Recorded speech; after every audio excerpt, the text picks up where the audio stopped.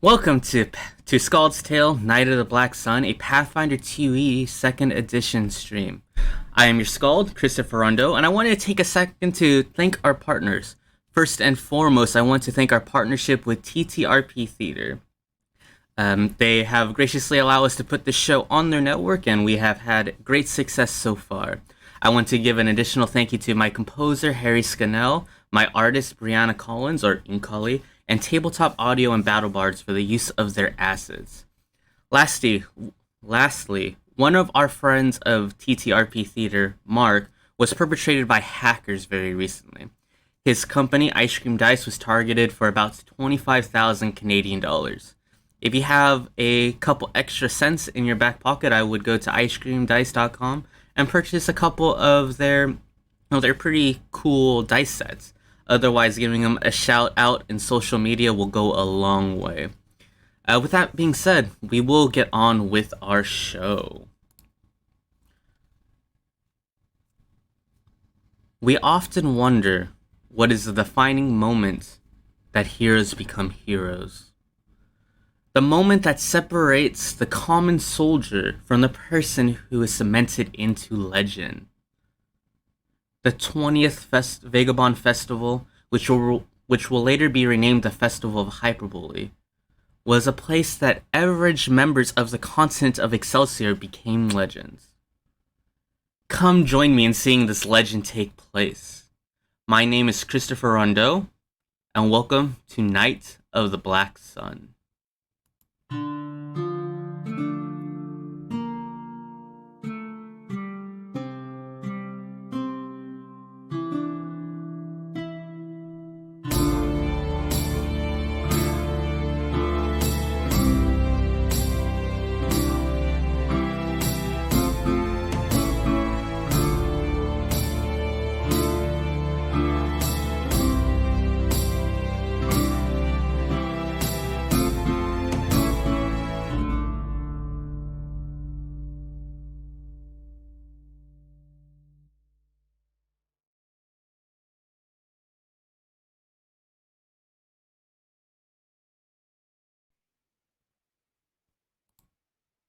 Oh no. There we go. Last session, we have dealt with pain, murder, and death. Our heroes have come in from many corners of the world to participate in the Vagabond Festival, participate in their competitions, watch the musicals and plays that are going on. We have some memorable icons like Yvette Yaldwin, Sitar the Almost Fortunate, different fighters with different sorts of fighting styles that have served to impress a lot of our young warriors. But perhaps the most iconic thing that happened was the circle of ravens that began to circle the sky above city center, and the black sun that followed. After an explosion in city center, Leo Dawnstrider rushes in to see if he can help out and put out the fire. Barnabas investigates a redcap who is running into the forest after seemingly committing a murder. And Phoebe, our gnome bard, has been taken by a unicorn flown north into the Vagabond Forest. Now, let's take a moment and Leo Dawnstrider, why don't you describe your character real quick, and then we'll put you right into the action. Alright, Leo is a half-drow. He is light purple skinned, long silver/white hair that goes down to his back that's all tied together with a ponytail. He's wearing kind of an obsidian colored breastplate, as well as he has a dwarven war axe at his side and a shield on his back. Cool. So you are face to face with inside a burning building. There was an explosion here, and bits and pieces of the wood has caught on fire. As you were talking to one of the adventurers who were trying to help put out the fire, you came face to face with an imp right in front of you. Now, what was your plan while trying to deal with this creature? I mostly just want to get the people out of here that aren't adventurers, and if there's just adventurers, then I will defend if it attacks. All right. So many people are moving around you, trying to get away from the spreading fire. We have people moving in, and then civilians sort of moving out. So adventurers and soldiers moving in, people moving out. And there is a person who particularly caught your attention. This is a person in full plate armor, about 6'6". She is a dragonborn that seems to be made out from blue scales, and she is carrying this long greatsword. And in the hilt of the greatsword, you will also see a sapphire.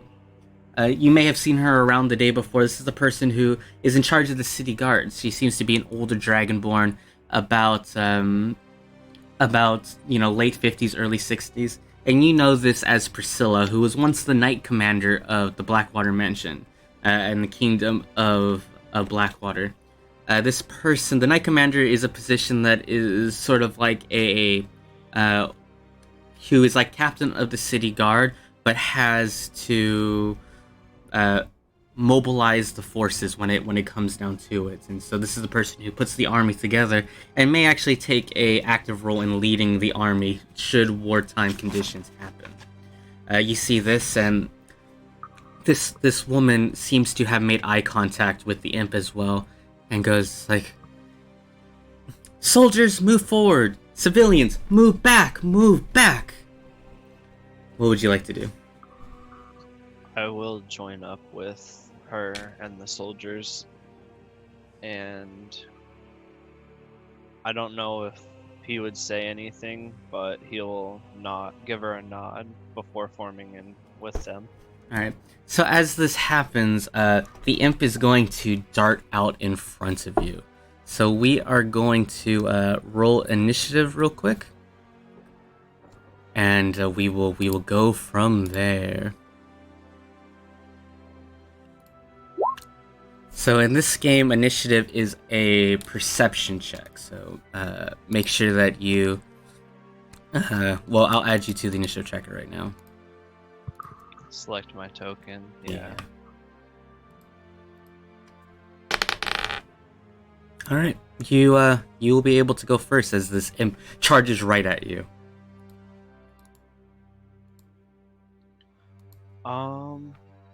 I will swing with the axe once. Actually, twice, and then raise shield. Okay. So, first action is to strike. Your second action will be at a -5. But we'll see if you hit. Oh. A 10 will miss. And a 19 at a -5 will also miss, unfortunately. And then raise shield as the last action. Alright, so it comes charging at you. It seems to have this stinger on the back of its tail, and it's kind of like zooming around much like a bee would, trying to decide where to strike. And it flaps its wings very quick, and it tries to juke left and juke right, and it's going to make a stinger attack on you. I rolled a 22. That'll hit. Okay, go ahead and roll me a fortitude save, please. 15. Alright, go and take 3 damage from this strike. And... It's my reaction to shield block. Cool, what's the mechanic? So you raise your shield and reduce the damage by your shield's hardness, which is 5 because it's a metal shield. And yeah, so I take 0 damage. Absolutely. Alright, so you come and this creature is going to try to get past you, and it seems to have a direct path straight into, right in between your armor. You're wearing breastplate, so it comes in certain parts. So it seems to understand how armor works a little bit, to know where the weak spots are, and as it's about to zoom in, you raise up your shield and block the worst of it. It is going to try again at a -5. However, 13, does that hit? Alrighty, so he comes in and just sort of like woozy. You can see the birds circling around his head after the impact from this shield. He is going to end his turn there. I will.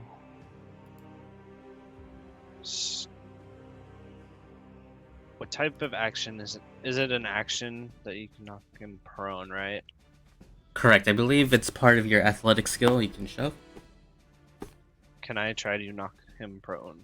Absolutely. So I believe it is a athletic skill based on his fortitude defense.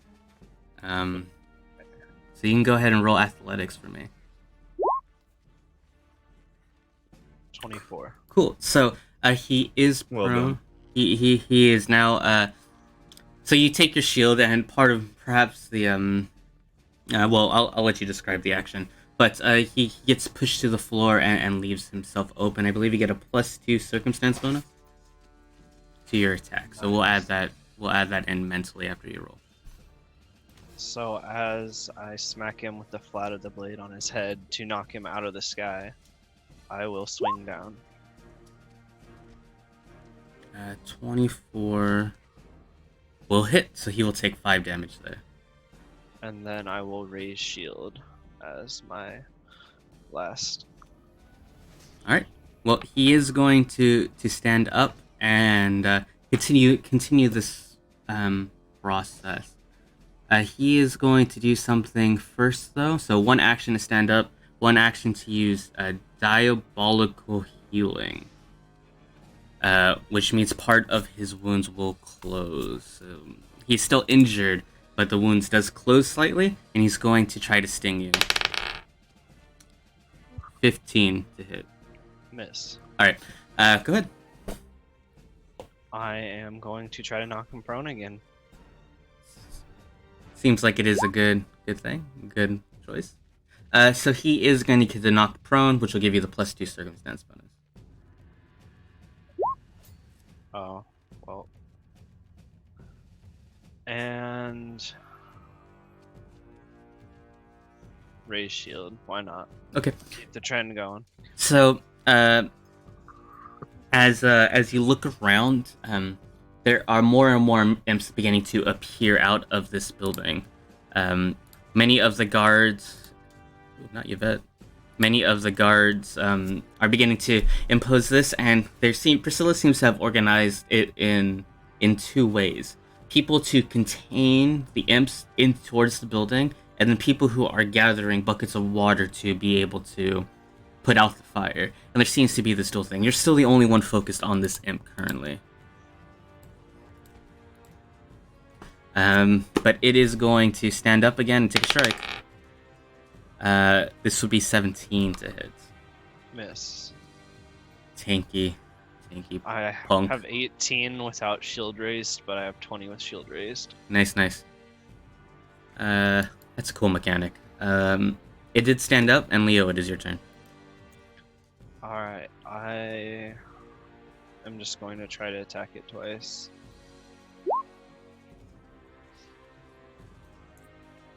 $17 will hit. However, the second attack will miss. And then he will raise his shield to block the retaliation. Okay. He is going to use his regenerative ability then. Getting back a staggering 3 HP.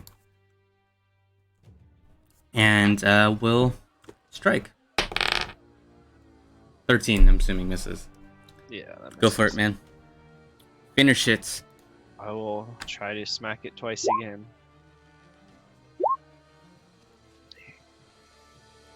And then raise shield. The first one is a nice hit though. Describe the kill. Oh yes. So after the second attack missed on that last strike, he whirls around, taking the momentum of the swing with him, and then chopping the head off the imp. And Nice. then So looks for another. So there are a couple of other people here, and as the imp dies, it seems to poof into a pile of this sort of like dark red dust. It's just in a small thing, but it seems like as this I believe Pathfinder 2 is 6-second turns as well. Most of the imps seem to be pretty contained. There's still fighting going on, but we're in the middle of killing blows. Imps are not necessarily the most powerful of creatures, and the fire itself seems to be contained as well. A lot of the civilians have been moved back, but if you look up to the sky, you can see that the sun at this point is completely covered. By what? It is unsure. You do see the picture of a unicorn with somebody who you recognize as Fabi from last week being taken north to the forest. Now, the Vagabond Forest is the Vagabond Festival is placed south of the Vagabond Forest, so there's a lot of cool things here as well. That place, all forests, I think, needs to have a sense of mysticism when it comes to D&D and fantasy. So and Pathfinder. So, what would you like to do? Leo is going to head towards the other imps, but first he's going to say a quick prayer to lead the people, the civilians, to safety while he goes back to join the fight. So he's gonna bend down on a knee and he's gonna say, Luna, please keep an eye on these people and lead them to safety throughout this endeavor, and give them your blessing so that they may be safe in what difficulties are to come. And then he will head, I don't know, either up here or to the center of town, right? Because this is the center. More or less, yeah. So why don't you go ahead and perceive for me real quick?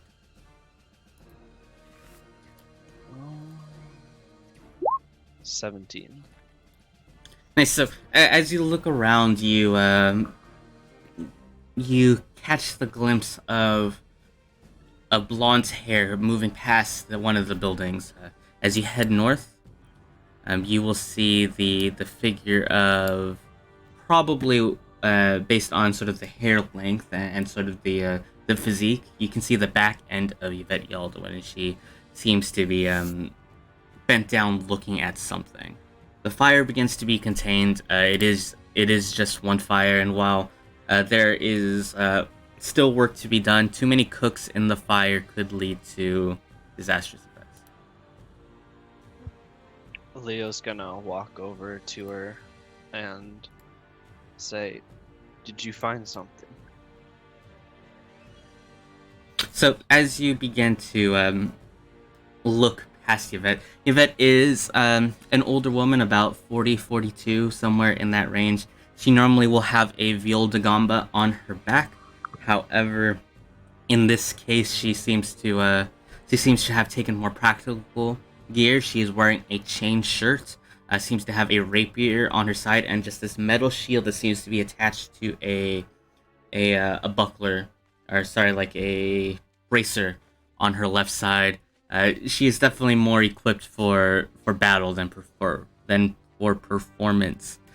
But as you look down towards the what she is looking at, you see a corpse about 3.5 feet tall, almost indistinguishable by the size of the cuts and the gore coming out of its body. But you do recognize his unique hairstyle, and this is Gaston, the person who was second place in the dueling tournament the other day, the brawl, sorry, that you guys were fighting, and was posed to be one of the champions of the actual duels that would have happened in, 6 some hours. And he has a couple daggers out. He is unarmored, but it looks like the tip of his dagger seems to have gotten some sort of a wound in. Yvette stands here. She does not have her weapon out, but she seems to be focusing on the body, trying to determine if the body is still alive. And she says to no one in particular, "Please be at peace. May your soul be guided to wherever you want your soul to turn to." And go ahead and move your token up to her as well.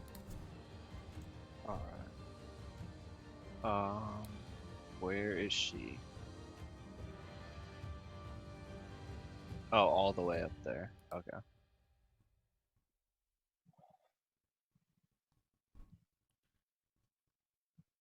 What was your name? Leo? You were with the young boy yesterday. He'll say, yes, I came because I heard an explosion that in the morning.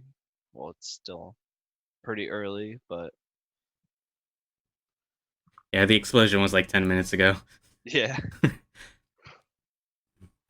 Ravens in the air? Unicorns flying around, stealing young children? A murder? Imps? I do not know what is going on right now, but we should protect the people first. Well, I think the threats have largely been neutralized, but there was a dwarf heading into the forest. I perhaps that I'm heading that way. You do what you feel you must, but I had to find the dwarf. And she The- effectively walks off the map and disengages from this conversation, which you can choose to pursue or ignore. Yeah, Leo will follow, being like, well, it was either the one that was sitting there drinking or one of the dwarfs that I am with. And if it's one of the ones that I am with, they're stupid for running off. Yeah, there are a handful of dwarves at this festival. You know, this festival has 1,000, 2,000 participants or so. Uh, you know, your group is definitely the minority. So you know, I don't want to insinuate that it has to be someone from your friend group. It is very likely that it's some punk that is trying to prove something. Then he will follow, sighing, being like, who's dumb enough to run after something alone that Speaking caused this? Yeah, speaking of dumb enough, Barney, why don't you describe your character? Barnabas is a dirty blonde-haired dwarf with a full but shorter than the average dwarf beard. He wears a chain shirt with intermittent leather on like shoulders and wrists and down the chest. He has a long traveler's cloak that sort of drags behind him on the ground a little bit, and a finely crafted dwarven war axe, probably at his side at this point. So I'm going to take a couple of things for you before we move into whatever sort of chasing you're planning to to do, or I don't I'm not terribly sure exactly what your plans are here, but Me neither. you have seen a red cap. This is a person who's very short, about gnome or halfling size, about 3 feet tall. Generally, they are viewed with long. I think of them as Smurfs, and I cannot get that image out of my head once I think about it. But you effectively see a Smurf. But instead of the blue and white color scheme, you get this kind of grayish skin with lots and lots of wrinkles. And instead of a white cap, you get a cap that is bright red and is dripping with a liquid. Red caps, as you learned last week, are creatures that are bloodthirsty. They lust for power, and they lust for death. And upon killing a victim, they will stick their cap into the blood and wear the warm blood as it drizzles down their forehead. And pretty gruesome figure. These are pretty dangerous fae. Um, but as you see this creature zoom off into the forest, he is lost behind the tree line. You are slightly out of the tree line still, maybe about 100 feet or so outside, and there's a lot of options here. But let's talk a little bit about the forest that you perhaps are going to be entering to, and see if you still want to enter it. But I'll take a history check real quick. History check. Yes, From please. myself, I assume. Yes, please. I can take one from Leo, kind of retroactively get this information, so I don't have to repeat it.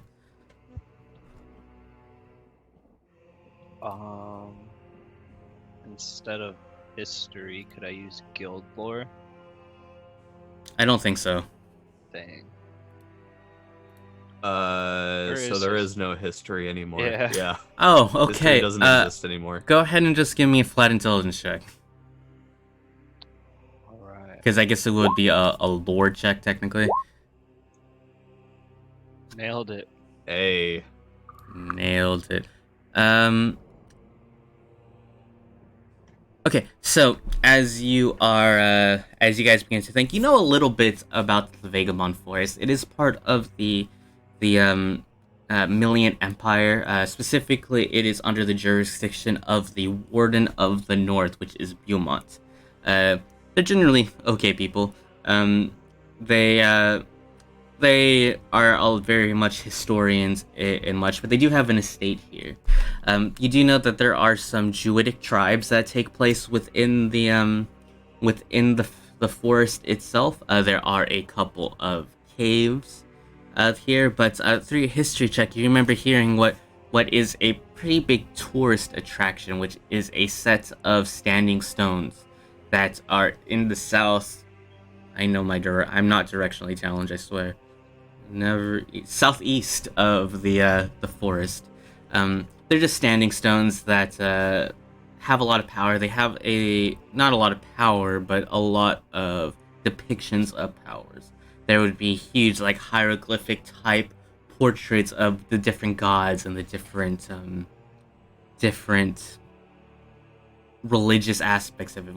You know that there is a depiction of Mephisto, the god of the hells, Persephone, the goddess of the heavens, Morrigan, the goddess of the Shadowlands, and Pan, the god of the Fae, as well as some minor depictions of the elemental gods and the dragon gods as well.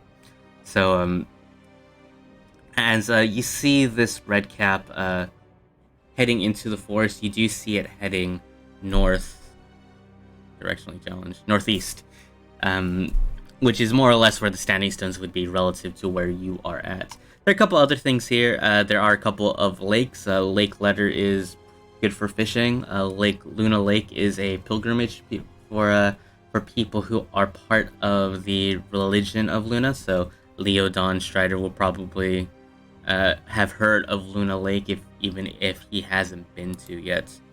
But what is your approach? How are you going to handle this? You got a head start on Leo and Yvette, so you know you got 3, 4, 5 minutes or so before a head start in front of them. So, well, Barnabas is a pretty well traveled man himself. He's not unaccustomed to traveling through forest range as much as many dwarves might prefer to avoid the forest.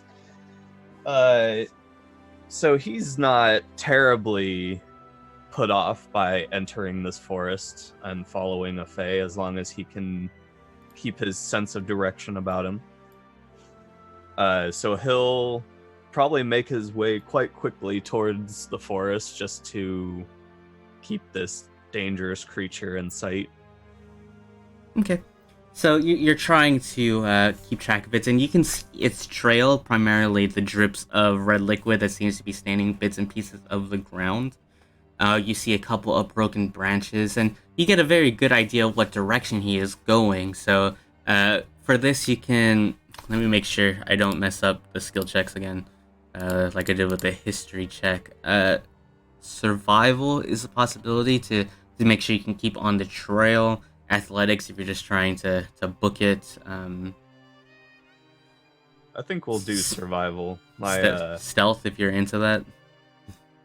My stealth and survival are about the same, but I think if I can just keep up with it via tracking, that'll be good enough. Go. So you're not looking to like tackle it to the ground quite yet. Not just yet. Does it have some manner of weapon in its hand? It does. It has the curved sickle that the Fey weaponry is normally pretty different. So having this like curved blade where the sharpness is on the outer edge of the curve is it's there. It's probably dripping a little bit, but I think at this point the blood might be drying. But Well, I did a nature check last week to identify this thing. I assume that tells me I know how dangerous, or Barnabas knows how dangerous these things are. you wouldn't want to be caught alone with one for sure. Well, Barnabas isn't exactly looking to run at it and fight it right here by himself, but he's not exactly willing to let it go either, so I think we're going to track it. Okay, go ahead and roll survival, please. Nice. I guess this would be against my stealth check. All right. Yeah. So you're getting pretty good, Claire. He doesn't seem like he has iron boots, so his footprint leaves quite a heavy step. Stomp. But you are able to maneuver around and follow him without making yourself completely known. He's not looking for you, and you seem to be taking a good enough step back to not be in his eyesight. So, Leo, you are with Yvette Yaldwin right now, and they are trying to maneuver in, and you guys are following the same trail. Yvette seems to be, I guess I'll roll. Yvette is a bad tracker. Never mind. But it's pretty easy because not only are you following the red cap prints, you're also following the dwarven prints. So it's not too hard to get a. Well, we'll do this as a take 10 sort of mechanic, you guys are able to fall in there. Yvette seems to actually be moving at a slightly brisk pace, not without the caution that Barnabas is showing. So she's been here before, probably quite frequently. Or she really wants to make sure that Barnabas doesn't get killed. One of the two. Yeah. I'm assuming this is the guy that killed the gnome, right? Or Sorry, repeat the question? I'm assuming that the red cap killed the halfling. Right, so you and Yvette haven't associated with the red cap yet. So you guys are just following a blood trail in the dwarf. So it is quite possible that Leo can think of two things. This dwarf perhaps killed the killed this halfling. Perhaps Yvette even killed this halfling and is playing it off really well. But there are two sets of footprints in front of you, both from whatever boots Barnabas is wearing and whatever and the iron boots that the red cap is wearing. Okay, then I will follow cautiously. Yeah, matching pace with Yvette.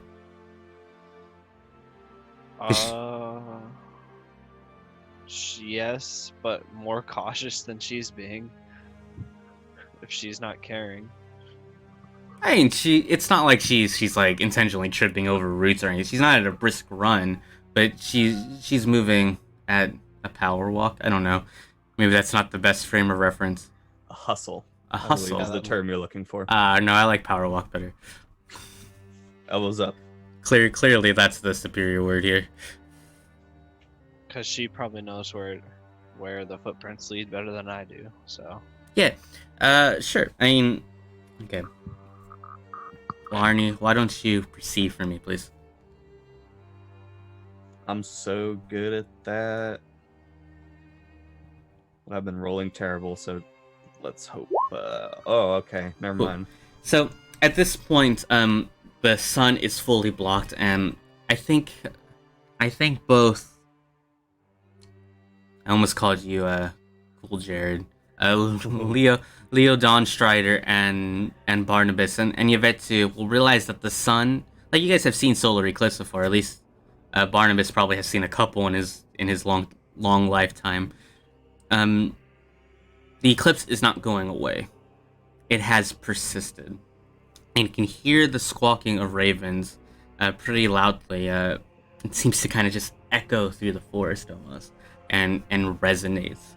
However, despite all of that, Barney can hear someone approaching behind him.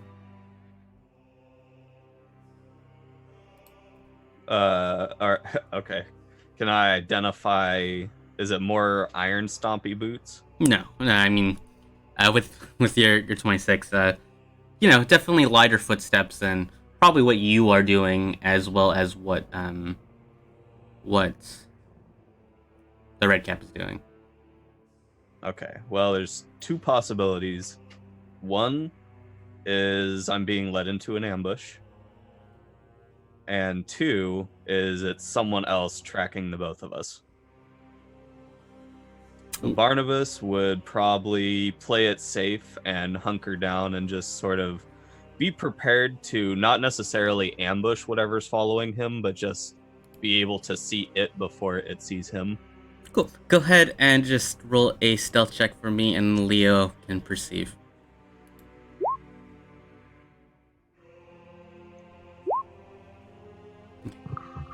Guess I'm not paying as much attention as I thought. So Yvette and Leo are moving forward. Yvette is clearly looking in the ground, and you kind of place yourself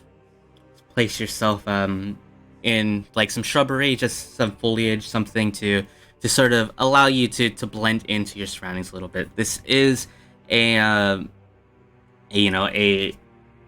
brown forest, for lack of a better way to put it. In Southern California, since we're in the middle of a desert, all our forest is just dirt, and there's never any grass. So perhaps that is just my perception of it. But this is a brown forest. There isn't much dirt. There isn't much greenery. So in fact, that actually allows you to be able to kind of blend in with your grays and your brown leathers a little easier than beforehand. So she looks down. She looks towards Leo. I think they're... One of the tracks is gone. I don't know where it went. And then, for a brief moment, she holds up her hand, puts her finger to her lips, and just whispers, "I hear something." And you hear the, she whispered, "I hear something." I realized that might not have come through. And then you see her right hand go to her left hip, and we can hear the slight metal ring of the rapier coming out, and the shield, being raised. I'll give Leo first action here. He will grip his axe and his shield and look towards where she is looking, or try to spot, I guess. Is that a thing that I can do? I mean, that would be another perceived check, but I will say that if Barnabas is going to break out of his hiding spot, that he can. Yeah, I mean, we don't need the roll. Well, once Barnabas can see who it is that's following him, he will. So can he see Leo and Yvette? Yeah, I mean, you recognize Leo for sure. You probably recognize Yvette too in hindsight, and you can see that they looked around and they immediately tensed up. You couldn't hear the whisper at all, but you can definitely tell who they are. Okay. Well, Barnabas probably wouldn't say anything to them, but he would step out into their attention and then signal them to be like, this way. And then he'll continue following the previous path. Okay. So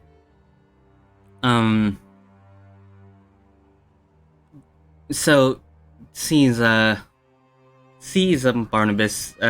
Yvette kind of takes you a look over, takes a moment of hesitation, but rapier goes back into the sheath. You can hear the metal on metal ring. Her rapier does appear to be fairly ornate, but it seems pretty useful. That's not the word I'm looking for. Practical. That's the word I'm looking for. I'm good at this, guys. Practical. But as you guys hear this, you guys can hear the sound of a kind of a creaking and then a loud thud. Like a tree falling over? Probably. Yeah. How? Dodge. Yeah. It's in the distance, so maybe a good 400 feet from you. Oh, okay. Unless these are very tall trees, I think we're fine. No, I mean these trees go about 15, 20 feet tall, but not like redwood trees or no. We're not in an ancient forest. Not yet, Gotcha. at least. Is it in the same direction I was previously headed? Yes. All the more reason to be moving swiftly ahead. Okay. Leo, do you have anything you want to do before we move forward? He will look at the dwarf and he'll be like, I recognize you. You were in the duels. Why did you run from the fight?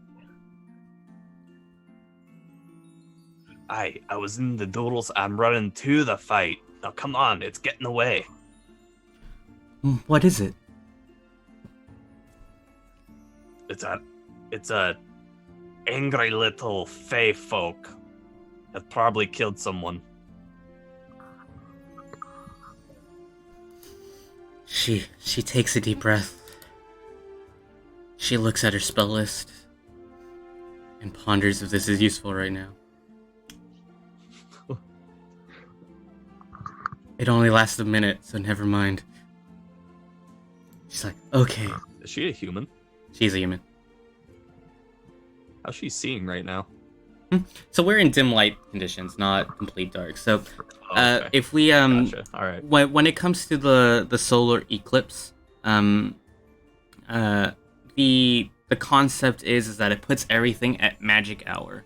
If you're familiar with magic hour, it's kind of the time of day where you don't see your own shadow because the sun is not Right. actually reflecting on you, but there is still light. So if we were to put a mechanic on this, it would be dim light conditions.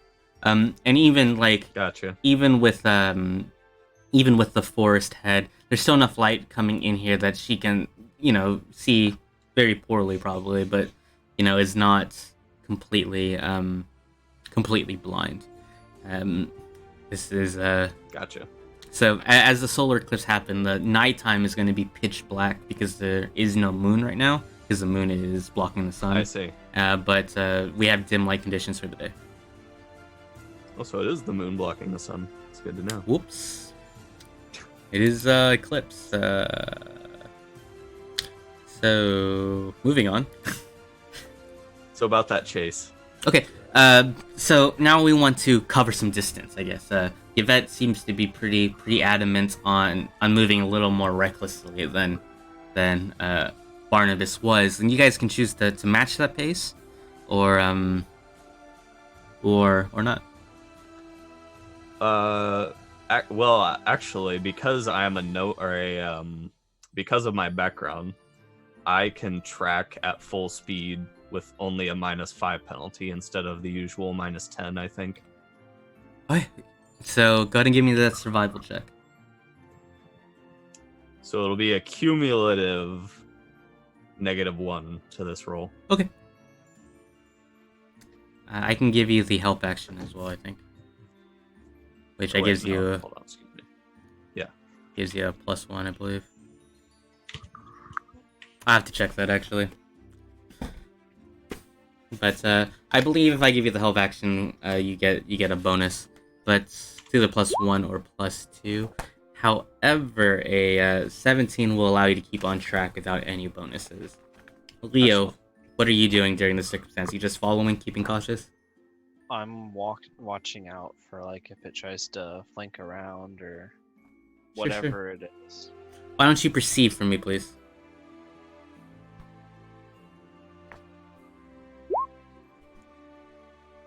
Nice. Yeah. You look up. It seems like the ravens have dispersed, and you can see you can see. I mean, you have a tree line above you, so you can see glimpses and pieces of the blocked sun, and there might just be like just. I don't want to tell you what your character feels like, but it is meant to give a sense of uncertainty. Like super unsettling. Mm-hmm. Yeah, that's probably why he's so cautious. But he still knows that he needs to watch out for it if it tries to flank around. Cool. Aid. An ally trigger. It's a reaction. An ally is about to use an action that requires a skill roll or an attack roll, which means you guys can do this in combat as your reaction. Good to know. You try to help your ally with a task. To use this reaction, you must first prepare to help. Okay, so you have to spend an action to help to be able to use your reaction to aid. Usually, by using an action during your turn, you must explain to the GM exactly how you're trying to help, and they determine whether you can aid your ally. When you use your aid action, attempt a skill check or attack roll of the type decided by the DM. The typical DC is 20, but the GM might adjust the DC for a particular hard or easy task. The GM can add any relative traits. You get a +2 circumstance bonus on a critical success, or you get a +1 if you just have a regular success, and a -1 if you fail. So she probably is going to hinder you. That's kind of my assumption right now, but we'll try. Yeah. Go ahead and take a. Thanks, you bet. So, yeah, but even with a 6, look, she's a performer. Okay, I'm sorry. Let me handle the tracking. All right, you just follow me. She's a little blind, but why do I get the first nat 1 of the game? Why me? I'm the GM. It bodes well for us. But she moves forward out of your way. She might have probably stepped on like some clue that you were using and briefly muddles you. But even with a 16, you will still be able to move forward. And the distance closes. Those of you guys with dark vision, which I believe is both of you. Yep. Thankfully.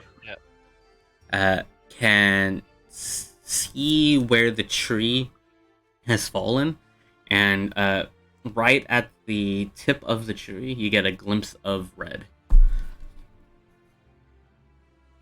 The tree just fall on something? Let's go inspect. Go ahead, I guess. Okay. What's the worst that could happen? Cautiously, with shield raised. You take a look at whatever this tree fell on, just approaching cautiously, and underneath this tree, we see a horse. But this horse seems to have 2 wings jutting out of its back.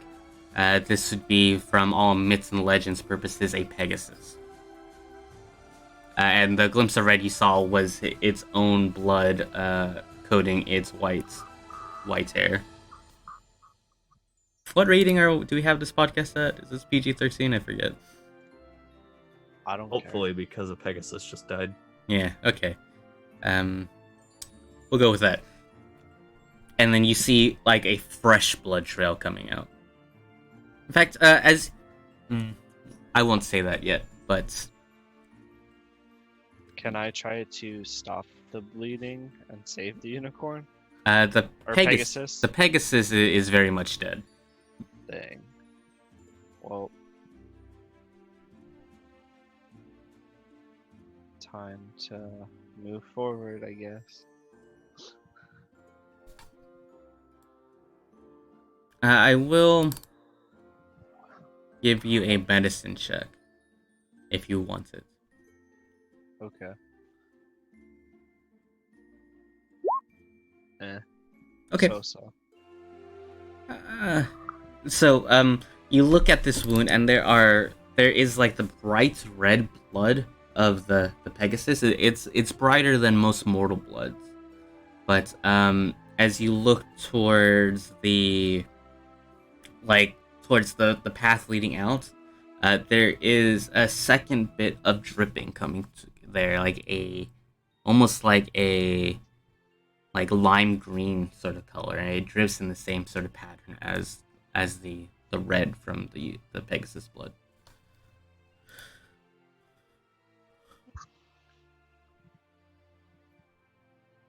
Like something else is bleeding, or Correct. It has been confirmed we are PG-13. nice. I will point at the blood to Yvette and Barnabas, and he'll say, something else might be hurt. I don't know what it is. Something else? Could the small fey creature be hurt as well? Did I check? Tell me if it had green blood. I'll take another nature check to see if you can discern that, but probably not from the previous one. Nope. No idea. It might. It is Could be. It's quite possible you've never seen a fey creature bleed before. In fact, it's quite probable. Yeah. Could be. I have no idea what it would be. Okay. So, at the very least, it's nothing on the natural plane. I'll give you that. Most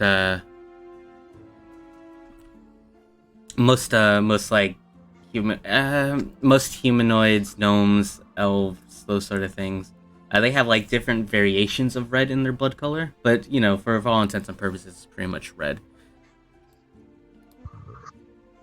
Onward and forward, then. Could be a fey creature. Cool. And Barnabas, with your survival check from earlier, you can tell that he's taking less like leaps and bounds and is more walking now, so he is taking a slower pace. Okay, good. Excellent. Okay. Relay that to my companions. Seems he slowed down. Perhaps he thinks he's in the clear.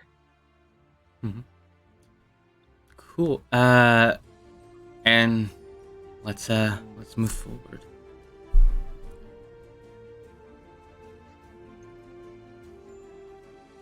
What is it?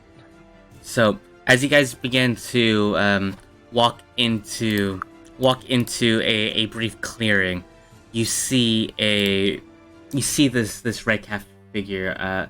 He seems to have a wound on his chest, as if something like ripped off his skin somehow, perhaps from some sort of bite. And he is standing there, and he has something in his hand, and he is chewing on it as if he is eating something.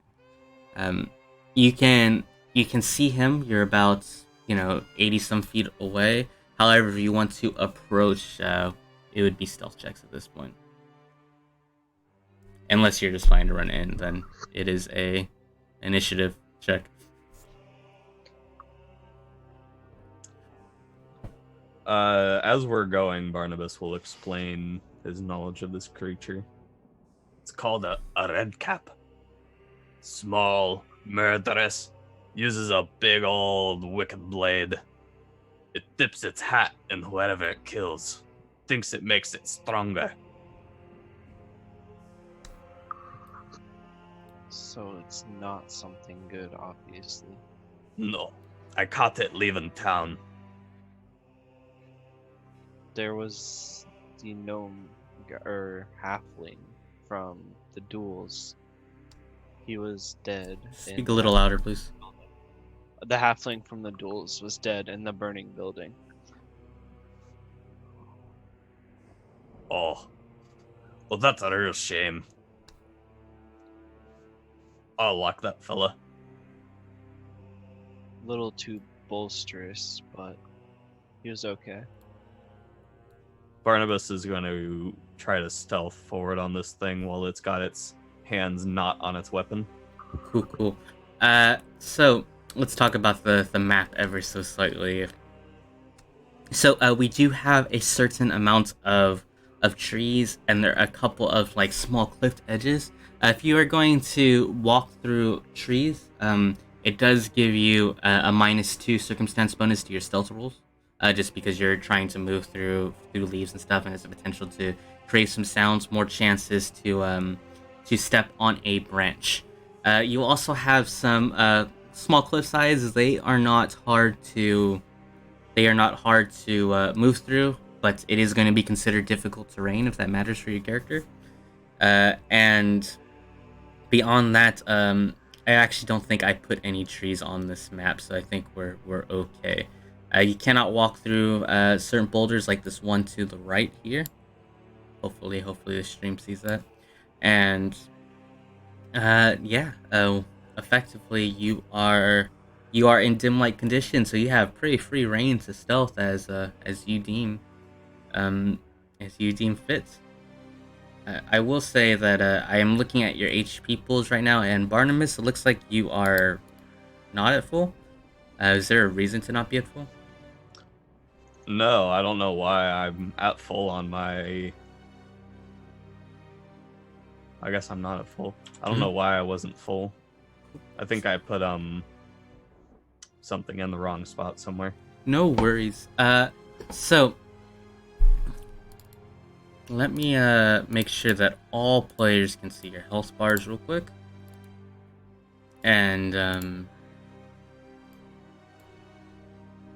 we'll roll initiative. So I'm gonna give you the stealth check as part of a free action I am giving you.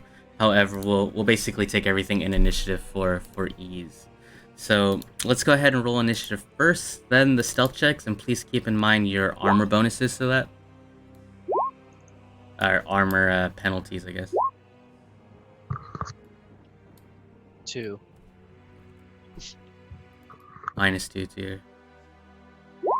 Well, yeah, it's 4, but it's -2, so.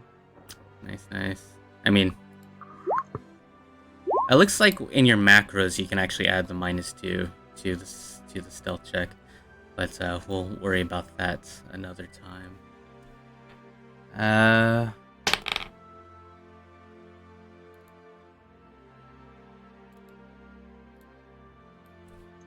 He rolled really well. All right, we have a 2 stealth check, an 18. Barnabas, go ahead and roll stealth for me, please. So we got a 2, an 8, and a 19. You're wearing a chain shirt, is that correct? Yes, but my strength is high enough such that I don't take the check penalty. Oh, is that the mechanic? Yeah, if your strength matches the strength under the armor, you don't take a penalty to speed or the check penalty. Okay. Oh, nice. Then you probably didn't get a -2 there, Leo. But I have to revisit this character then when I get off this. You guys can act first. He's not going to do anything on his first turn. However, he is going to perceive on his next. So feel free to maneuver how you feel. You're limited to your 3 actions and 6-second turns.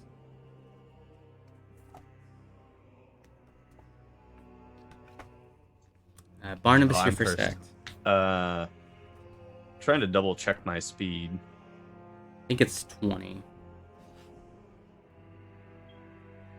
I thought it was 2, but I want to make sure.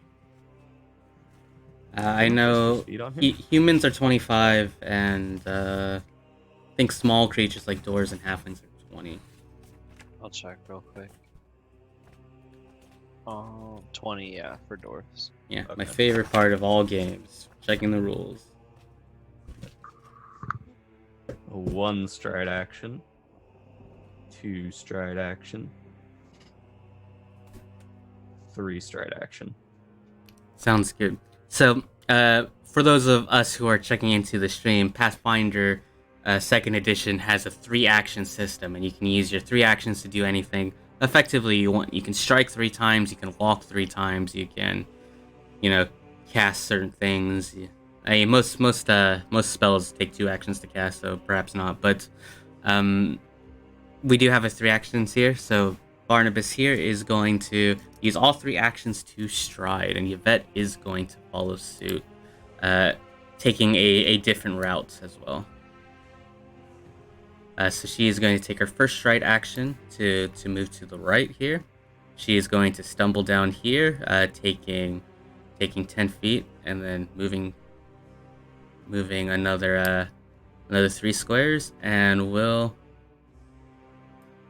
place herself near this rock. And Leo, you're up.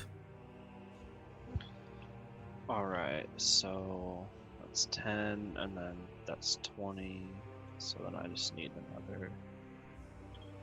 So then I'm at 60 like that, and then I need 15 more. Leo's gonna go like that and use 3 stride actions to get that far, going through the difficult terrain on the cliff. Okay. This difficult terrain right here. Yeah, understood. And that is his turn. All right, we're going to use an action to perceive. And the creature immediately perks up. He's going to take an action to draw his sickle. And then he is going to move very, very cautiously forward, going about 20 feet. Not quite making eye contact with you, but definitely aware of your presence. Barnabas, you're up.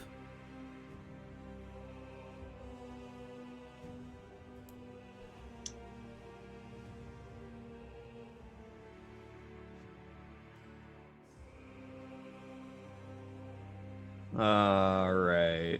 We will stride.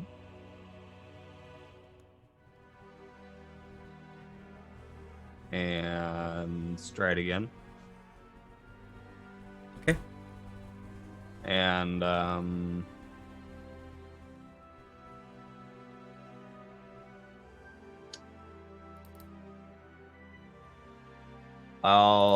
can I take an action to re-stealth?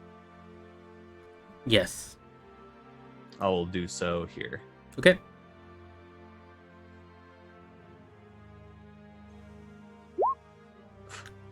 Great. Okay. Okay. Something tells me I'm still not going to be seen first. I'm very interested to see what Leo does, as Leo has the least amount of distance to get to him. Yeah. Yvette is going to take 2 stride actions here and place herself in this crevice in the hill. And we are slowly but surely circling him. What is Leo Dawnstrider going to do? Okay. So Real quickly, does Leo have his holy symbol out anywhere? on the shield, On the shield. Perfect. and he has his axe drawn. It's an action to stow and draw a new weapon. It is. I think it's an interact action. correct. So I think you need to use an action to put it away, another action to bring it out. Or you could just drop it as a free action. Or you can drop it as a free action. But then it's wherever you drop it. Yeah. I don't really want to drop it. Good idea. That's why you get a weapon cord, so you can just drop it and then pick it back up. Level 1. Yep. Amazing. There's always a bit of cheese to be had there. I'm going to go this way, and then I will double stride. Let's get to there. And I will raise shield. Raise shield. Good option. All right. Yeah, it was a hard choice. I don't think there is any logical way that I can say that you don't break stealth. So he is going to look right at you at this point, and let's go ahead and change the track. Time to get hit. Okay. Yeah. So as you get a look at him, he does seem to have some wounds out there. He's not at 100% health right now, but he is still going to take this sickle that he currently has out, and well, ugh. My apologies. And still going to try to swing at you. So he's just going to take it. He's just going to bring it down with 2 hands on it. Now he's a short creature, so you are fairly tall. However, he takes a look at your shield for a second. For a brief moment, there is a moment of shock. If a red cap sees a creature brandish a religious symbol of a good deity, or use it to cast a divine spell, the red cap must make a will save. But he looks at it. He's able to steel himself from that fear, and will continue with his strike.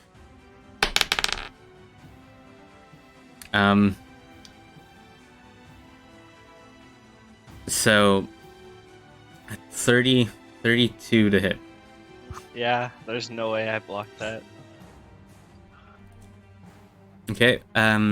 So he's gonna come down with his weapon. Are you going to react? Want to break your shield in one go? That's what I'm thinking about. I mean, how much damage can it really do? A lot. It's small. I will block it. Why not? Okay. So he raises this thing out, raises his weapon, swings it down for 14 damage. You're able to block. I believe is your hardiness 5 or. Yeah. So my shield's not broken yet because the broken's at 10.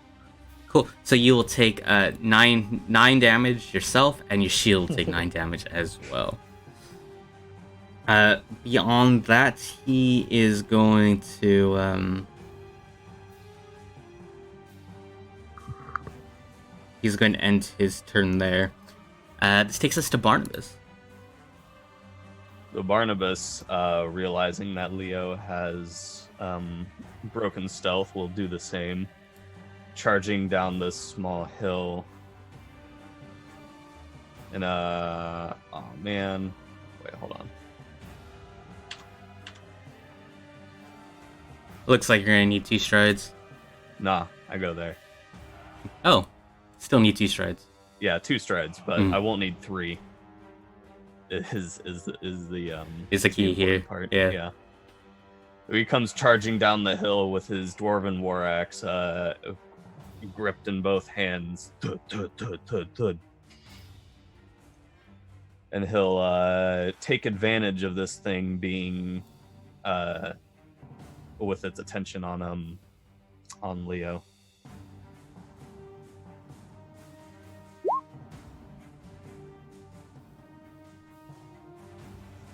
So, do you get there's a flanking rule, is there? Not necessarily flanking, but I think there is a flanking bonus, although I'm not sure this would qualify. I think it's a +2. So a 20 will not hit, unfortunately. God damn. Yeah. So we'll adjust that. So Yvette is that the end of your turn? 3 actions? Yes, that's 3 actions. Yvette has her shield out. She is going to move here, and she is going to raise her hands out in the circular motion as this white ball begins to formulate in the center of it, and she's going to take this white ball. She's going to throw it forward right into Leo. She's going to cast Heal, which will heal you 3 plus 8, so 11. Amazing. Back to max health.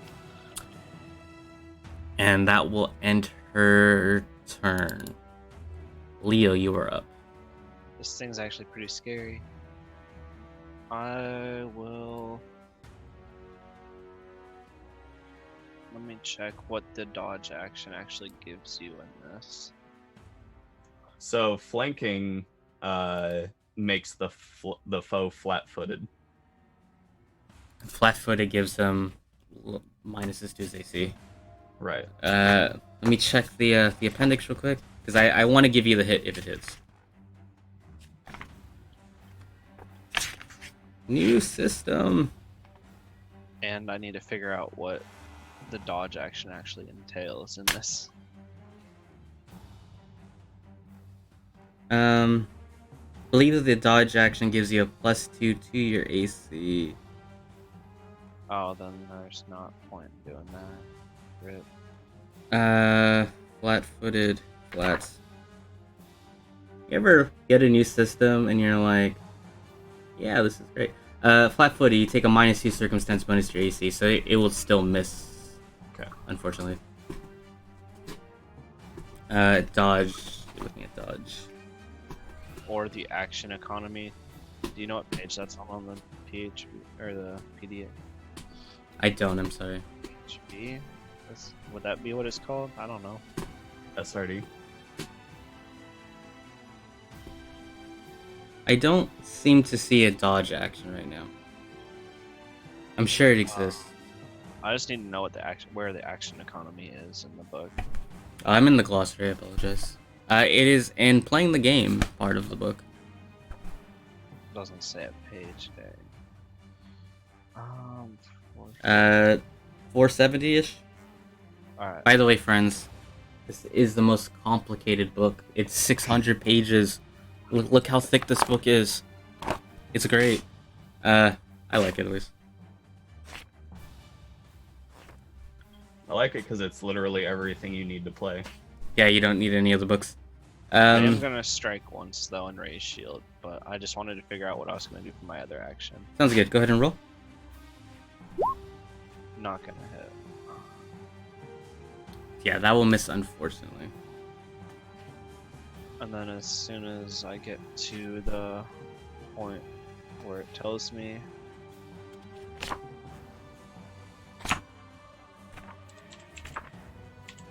what special basic actions, escape, release, ready, leave. What are you looking to try to do? Something that'll help me Not die. not die. Yeah. So, there is like It's gotta be like a fight defensively or something. there's a take cover, but you are unable to take cover right now. Yeah. Well, I have my shield raised. Can I will just try to prone it. Why not? Sure. Athletics. Yeah. Oh, nailed it. Nice. You're not one. I believe that like knocks you prone too. Knocks me prone if I Yeah, not one. if you have critical failures. We'll double check that rule and find out for later. But we'll go to my red cap now, who is going to look at Leo and Barnabas. We're going to take one attack onto Leo. 28 to hit. Yep, that hits. Go ahead and take 14 damage, please. Again, same amount of damage. And then we are going to swing the sickle towards Barnabas. This is scythe, so 2 plus 15, 17 minus 5. So 12 to hit you, Barney. Oh, that actually doesn't hit me. No. Your foe hesitates under the weight of sins as visions of redemption play in their mind's eye. The foe must choose one of the following options. The ally is unharmed by the triggering damage. The ally gains resistance, so it didn't actually hit. It didn't hit, yeah. Oh yeah. That's why I said no. It has to damage me. That's such a cool idea. I make you regret everything in life. It is pretty awesome. But he is going to take his third action and just it's going to maneuver to the left a little bit. I believe that will trigger my reaction. Probably, if you have the attack of opportunity feat. Creature within your range using a manipulate action or move action makes a ranged attack or leaves a square. Oh, that's nice. Whenever they leave a square. Yeah. Oh, nice. So it's not like 5th edition. Go ahead, make the strike. I believe in you. Excellent.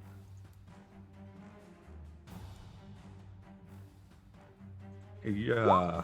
Damn it. Alrighty. But this will take us to Barney. I will shift to complete the flank here. That was the ability I wanted to use. Shift, not the move action. Next time I'll remember. Yes, shifting is important. And then I will use power attack, which essentially just allows me to attack twice. Here, I'll just post it. Power attack. Successful strikes deal double damage die. Counts as 2 attacks for multi strike. So you get to use another action to power attack? Yeah, it costs 2 actions to power attack, pretty much. I But believe if in my you. attack hits, it does double damage. Double dice, it seems. Double dice, right? Go ahead and roll another d10. I was about to say, that definitely has to hit. And it's a D12, because I'm D12. two-handing it. My apologies. Yeah, so you want to describe this action to me? So, shifting into a better position, Barnabas kind of, like, wheels from his last attack, kind of going wide, and he's able to kind of harass and harry and menace this thing, thanks to Leo being on the other side of him, and manages to catch him in right next to that previous wound that he had with his axe. Nice. Those were your 3 actions, so that ends your turn. Yvette is going to be standing there, pretty distraught.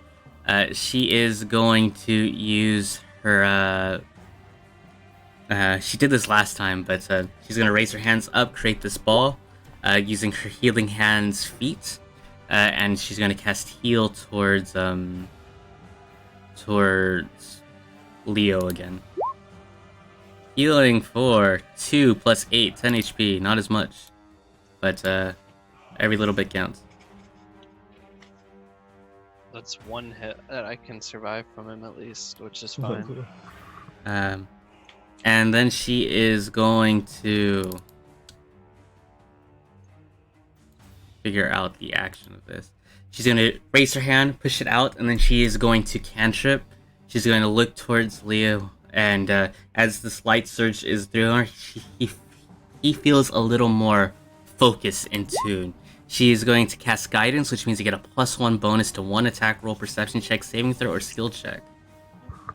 Once you can decide if you want to use it after the roll is rolled, before I tell you it hits, and once you use it, it ends, and you cannot gain the effect for another hour. Alright. It's a bit different than 5e also. Yeah, it's useful in combat. But those are her 3 actions. Okay. Let's try to we'll try to prone him. Did you look up that rule? Oh, shit. Stuff. What? what were we looking for as far as If being you prone? critical fail on trying to prone someone, you fall prone. Oh, right. That would be in the skill check. Correct. On it. Skills, chapter 4. See if I can get there before you can. That's totally different than what I'm looking at right now. Oh yeah, critical fail is you lose your balance and fall and land prone. Okay. Well, critical fail. we You are prone then, so you have to use an action to stand back up. Then I will not try to prone him. I'll use an action to try to stand up. And Oh, then you attack. succeed with the standing up. And then I will try to attack, I guess. Okay. That crit damage. Yeah, that would have been amazing. Would you like to use your +1? I have the +2 from flanking, right? Correct. No, he has Yeah. -2 to his AC. Technically, he has the -2 from flanking. Oh, then yeah, I'll use the +1. Hey, 17 misses while 18 will hit in this case because of the flanking. Whew. Nice. So this will expend your guidance bonus. So as you begin to swing your weapon down, just say a brief look into from Barnabas' perspective. You can just see the eyes glow a bright white and almost smokes a little bit as Leo is able to find an opening within this creature's defenses.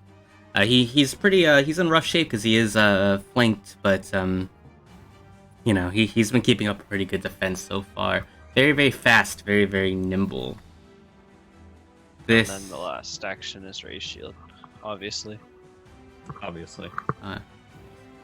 This will take us to the to our red cap here. You can see that see his wounds beginning to form, and he is dripping this kind of lime green blood that's going into the floor. And he's going to raise his scythe forward, and he is going to try to just bring it down onto Barnabas, frustrated with that attack he just received. 27? Yes, that certainly hits. Haha, I can now use my reaction. Your foe hesitates. The wait, your ally is unharmed. The ally gains resistance to all damage equal to 2 plus your level, which would be 3. After the damage effect is applied, the enemy becomes enfeebled 2. I don't know if You I can want to choose one, either unharmed or the enfeebled and minus. So is the resistance thing and the enfeeble thing part of the same effect, or are they separate? Yes, they are part The of the same effect. resistance is the same. The first one is the ally is unharmed by the damage, and then the second part is the ally gains resistance, and you have to choose one of the two. Okay. First and foremost, I'm going to roll damage against you. I'm going to take the enfeebled 2. But go ahead and describe that for me, please. So as this thing strikes Barnabas, the shield that Leo's holding flares brightly, and you can almost feel heat emanating from it as sort of a beam of moonlight comes out or reflects off the shield into the creature's eyes. But it's kind of an eclipse, so I don't know how that would work. You figure it out. All right. Good enough. It's magic. But yeah. So you're gonna take it is 2 plus levels, so level 3. So you take 11 damage. Seems like you already applied that. But they gain resistance. Oh okay. wait, no, it's equal to my level. Yeah, not Right. 5e. Dang it. Right. Yeah. And then he's gonna take a second strike at Leo and see if he can. Now he's mad. He's gonna hit probably. 22. What does enfeebled do? -2 to strength, or it's minus the value to strength.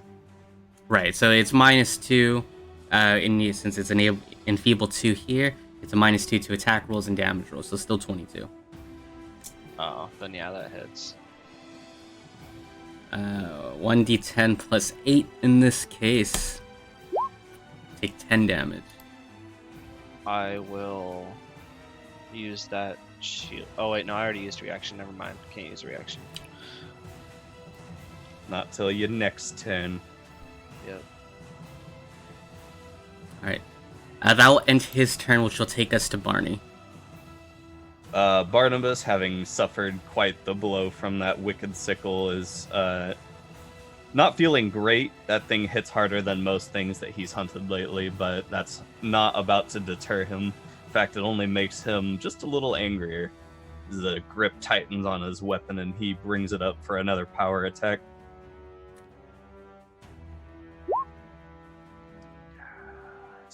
And the crowd goes wild. That crit 22. hit. 22 hits. Go ahead and roll an extra d12. Describe the kill. Oh, it's a kill shot. Excellent. So this thing is turned around to address Leo, who just did me a solid and padded some of that damage, which I appreciate greatly. With Moonlight. However, with this thing should never turn your back on a fighter, because let me tell you something, those fighters, we don't know how to do much, but swing a weapon real hard is something that we do know how to do. And this axe comes down like probably diagonal, probably hits him like right in the shoulder blade and kind of sticks into his back as the power attack follows through, bringing this thing down to the ground with his axe. It's kind of like hitting a meaty baseball with a really big hook. Perfect. Alrighty, and this shows that combat is over.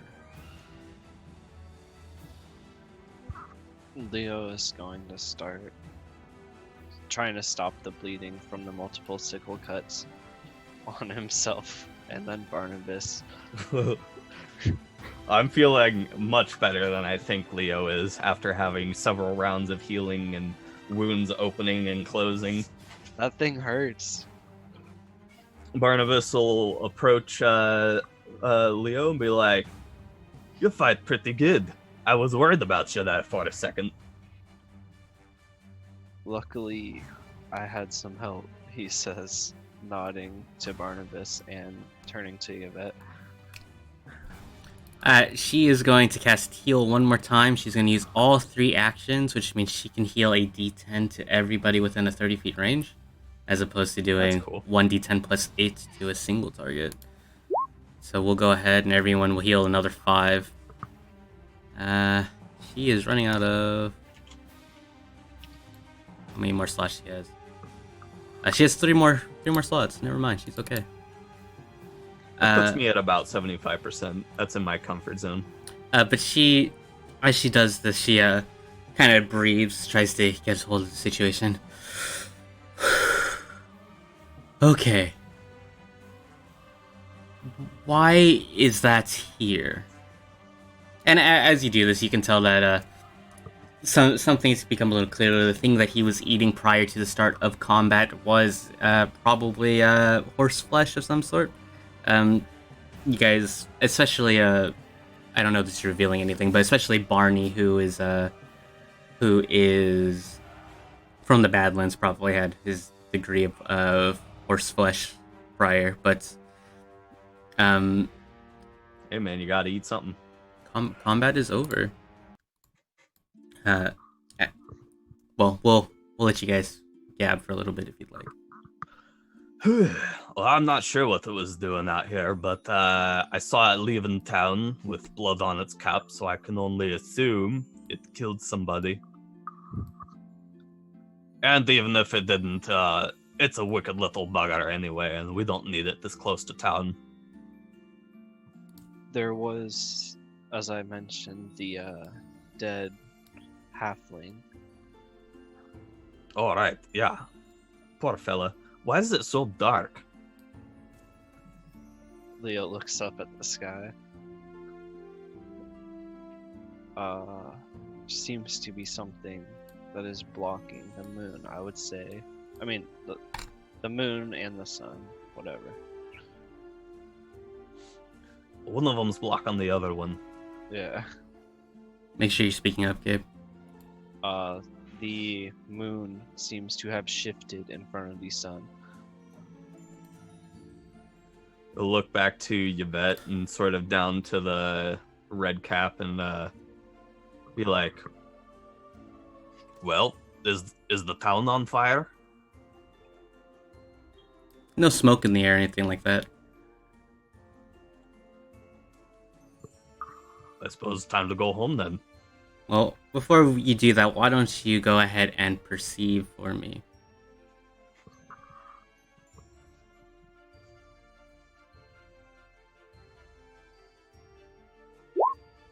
Nice.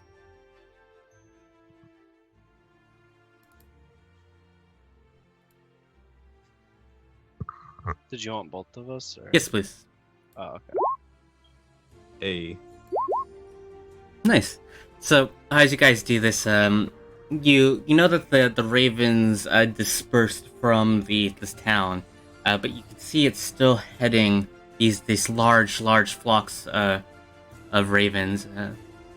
What is it like? Murder of crows. What's a raven term? group of ravens. Group of raven. It's a. I feel like I should know this. It's like a weird word. Yeah. I think it starts with a C. Oh, it's an unkindness. That's right. An unkindness, or a treachery, or a conspiracy of ravens. All right, cool. A conspiracy of ravens. I like that. It's probably not the right term, but we'll go with that. That's what Google said. You can.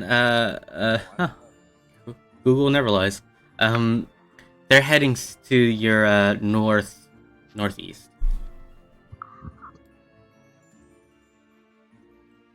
Should we follow them?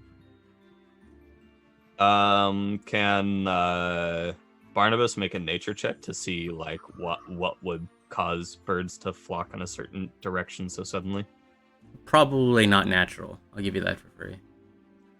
So it's not like a super predator just arrived in the area or something.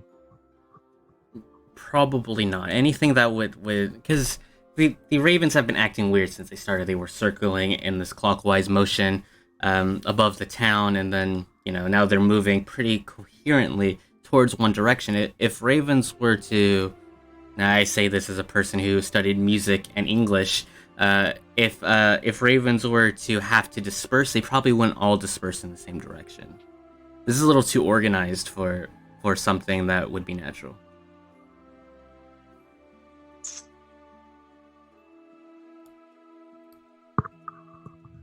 Well, Barnabas will look to his companions and be like, "How do you two feel about wandering into the woods to follow some birds?" I guess being witnesses to another event, someone has to do it. Could have to do with why that thing was here in the first place. Aren't the standing stones towards that direction? I suppose there was that kid that got carried off into here earlier. I suppose we should have a look. Yes, perhaps. Well, let's just gather our breath and move forward to whatever adventure awaits us. We'll take a short rest. Sure. Talking blanket pile. Look for the talking blanket pile. That's the real goal here. Yep. All right. And with that, we are going to fade to black. If we're taking a short rest, could I do a crafting check to... We'll do it off. Actually, no, I didn't actually block it the second time because I had already used my reaction. Never mind. Oh yeah. Yeah, we'll off camera for that.